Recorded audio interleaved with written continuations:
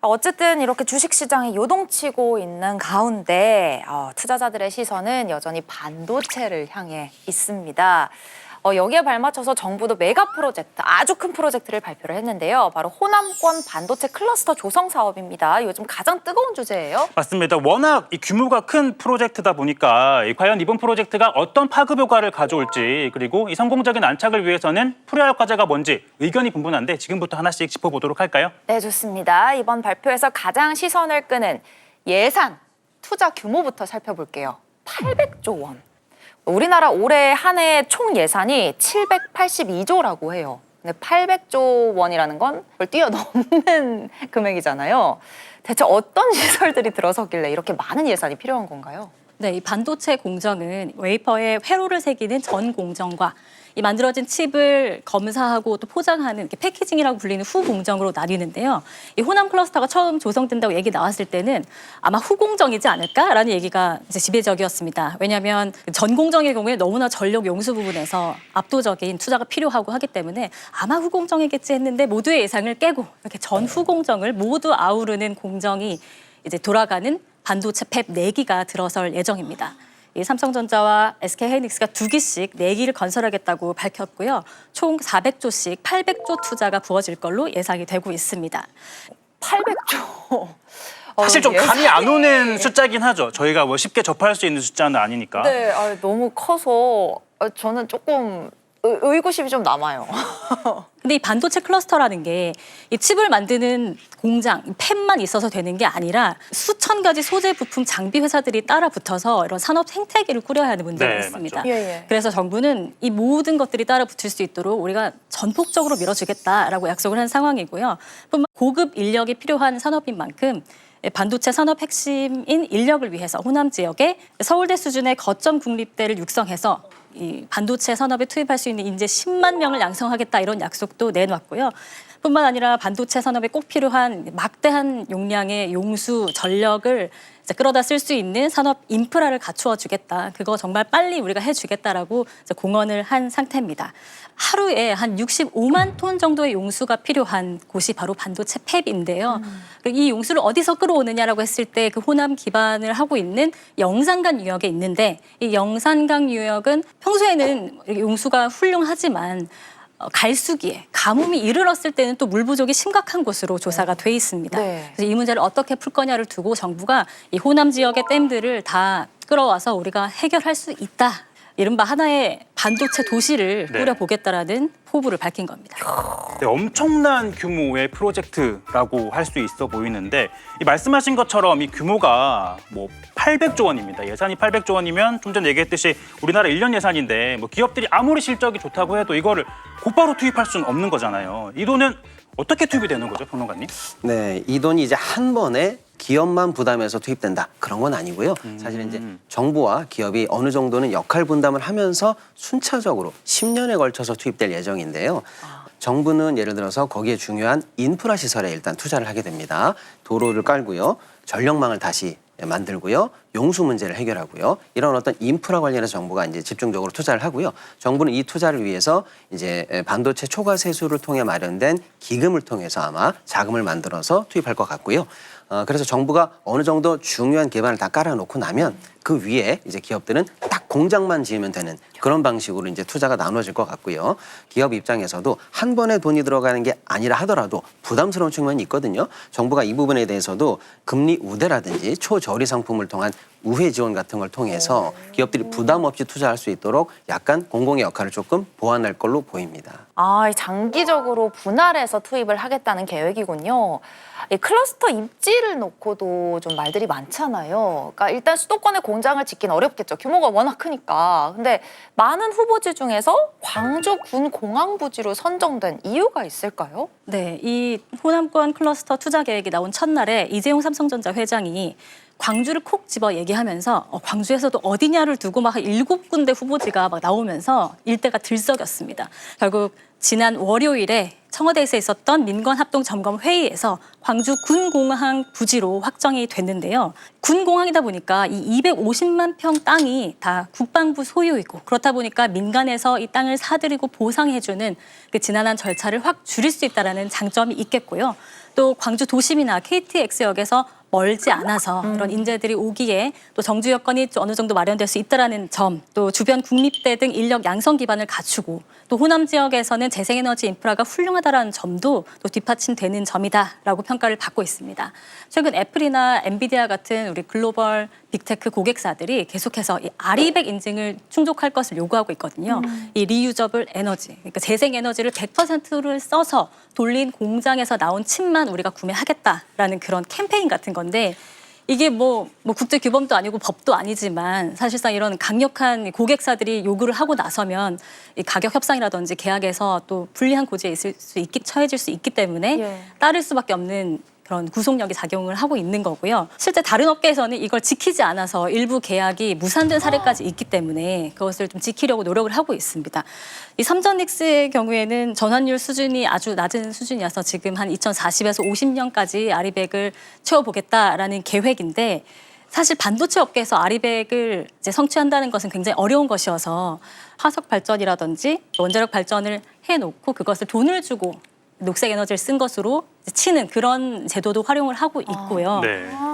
그래서 호남은 이렇게 가장 풍부한 재생에너지가 뒷받침되는 곳이니까 평소에 과잉 생산돼서 남는 것을 잘 활용하면 되지 않겠느냐라는 게 정부의 이제 계획인데 하지만 이 바람과 햇빛에 의해서 돌아가는 이 에너지라는 것이 불안정할 수밖에 없기 때문에 또 막대한 비용을 들여서 이걸 저장하는 장치를 마련해야 하는 또 과제도 있습니다. 그래서 결국에는 안정적인 전력 공급을 위해서 최근에 정부가 신규 원전을 짓겠다는 카드를 꺼내 들었고요.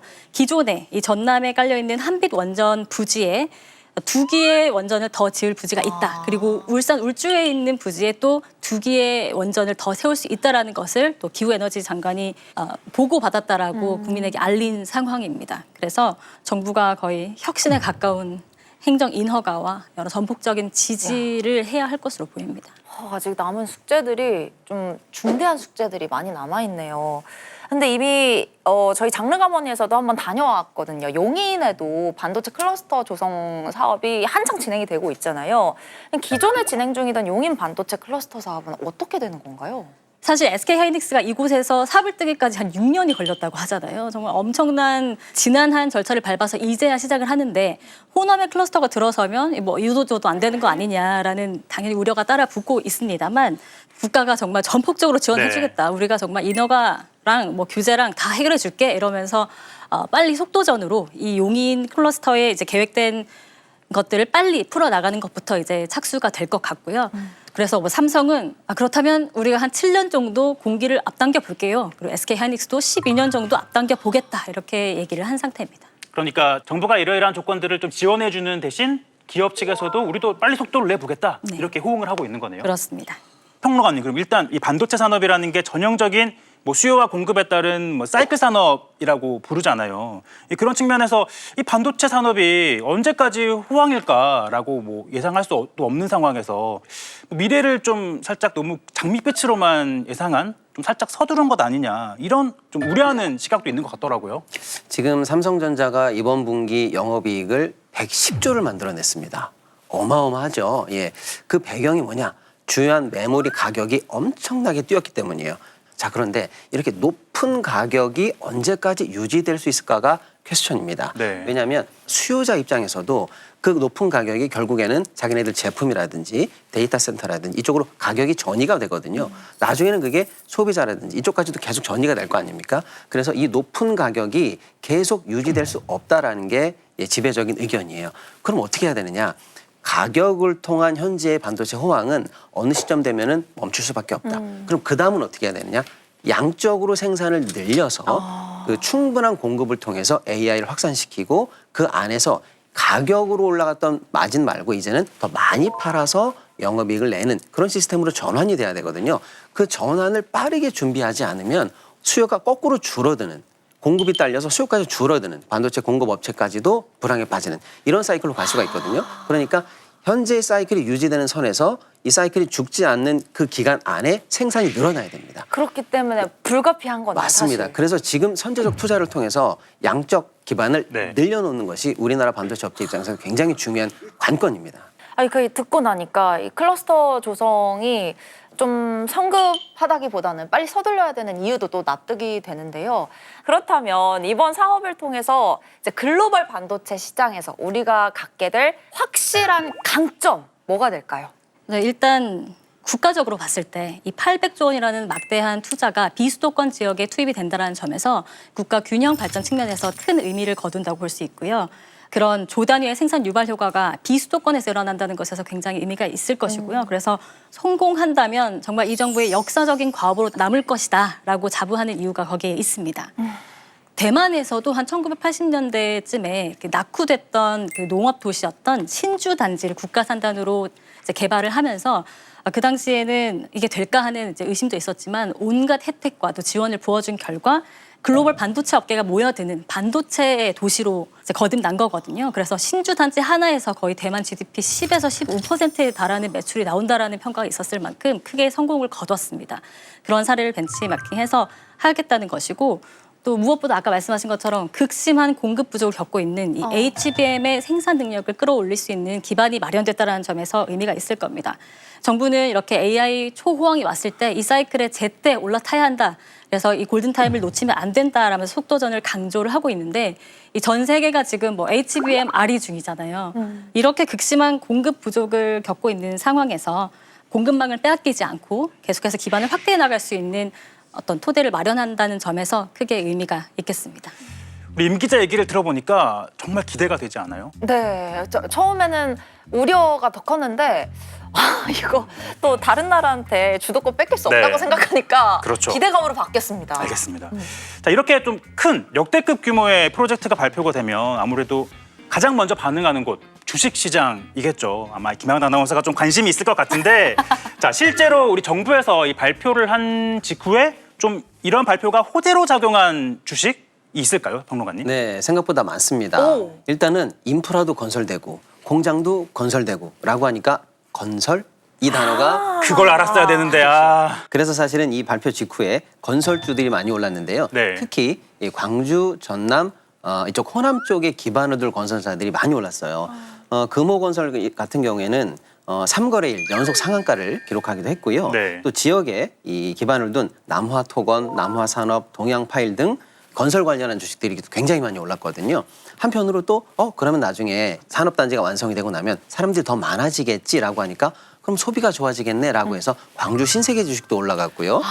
그리고 사람들이 많이 모여서 소비가 늘어? 그러면 지역 소주도 많이 마시겠지라고 해서 지역 소주 업체인 보혜양조 주식까지도 올라가는 현상을 보여냈습니다. 그런데 이게 사실은 조금 이제 문제가 되는데요. 예를 들어서 이제 보혜양조 같은 경우에는 이틀 정도 상한가를 기록했는데 투자 경보 이후에 4거래일 만에 다시 70%가 폭락하기도 했습니다. 70%요? 맞습니다. 그리고 이제 동양파일 같은 경우에도 상한가를 기록하다가 이제 하한가까지 내려가는 적도 있었고요. 네. 남화토건, 남화산업도 마찬가지입니다. 무슨 말씀을 드리려고 하냐면요.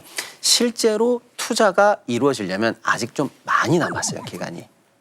그러니까 이 업체들이 관련한 수주를 정말로 받고 지역의 소비가 정말로 늘어서 현찰이 장부에 딱딱 꽂히는 데까지는 타임렉이 걸린다는 거죠. 그러니까 지금 이 테마 형성을 가지고 당장에 돈이 된다, 주가가 오를 것이다 이렇게 섣부르게 판단하면 굉장히 위험할 수 있다는 말씀 드리고요. 그래서 이제 이런 단기 테마주 관련해서는 좀 보수적으로 접근하시기를 좀 다시 한번 말씀드리겠습니다. 제가 또 아픈 기억이 있기 때문에 단기 테마주 또 조심하시기 바라겠습니다. 명심하겠습니다. 네. 자, 용인에 이어 호남까지 이 세계 최대의 AI 메모리 허브로 도약하기 위한 대장정이 시작됐습니다. 결국 핵심은 계획대로 얼마나 잘 실행되느냐일 텐데요.